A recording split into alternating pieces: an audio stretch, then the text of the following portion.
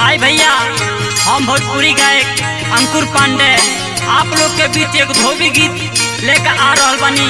आशा ना पूरा विश्वास बा कि आप लोग के अच्छा लगी। और हमार संगीत पहले बनी माननीय बड़े भैया हमार विवेक दुबे जी, और बंजू और तबला मास्टर बानी हमार बड़ भैया सगीर भैया और प्रकाश जी, और एक गाना के लेखक बानी हमार बड़ भैया अनिल दुबे जी। आई धोबी गीत सुनी जान और दुलार प्यारे आशीर्वाद बनाई रखी जान अपने छोट भाई पे। नमस्कार।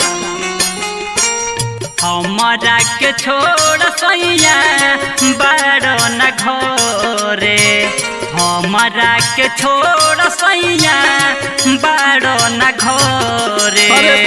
चढ़ली जवानी हमार बड़ी तंग करे, चढ़ली जवानी हमार बड़ी तंग करे।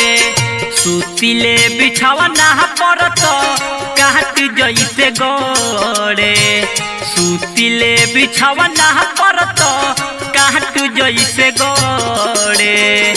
चढ़ली जवानी हमार बड़ी तंग करे, चढ़ली जवानी हमार बड़ी तंग करे।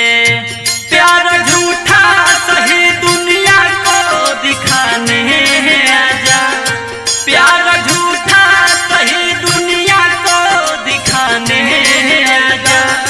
तू किसी और के मिलने के बहाने आजा, तू किसी और के मिलने के बहाने आजा। चलो भैया भैया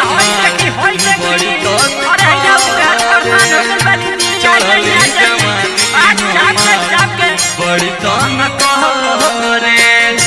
जहिया से छोड़ी हमके गइलो बहरावा, तोहरा बिना निक नहीं लगे राजा घरवा।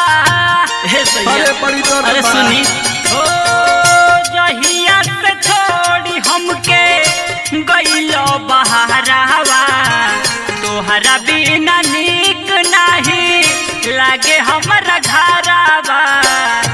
जोहरे जवानी जैसे कोयला हो जोरे, जोरेला जवानी जैसे कोयला हो जोरे। चढ़ली जवानी हमार बड़ी तंग करे, चढ़ली जवानी हमार बड़ी तंग करे। ये राजा जी बड़ी दुख में जियतनी, बुझी ना दर्द का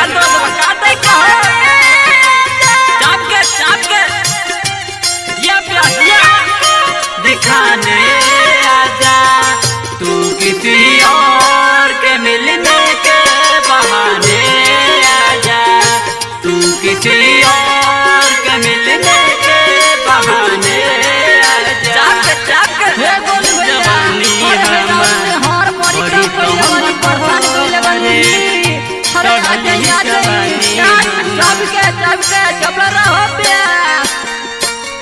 अंकुर गोलू तुहार ठीक ना बचाल हो। जहिया से छोड़ गइला भइल बुरा हाल हो।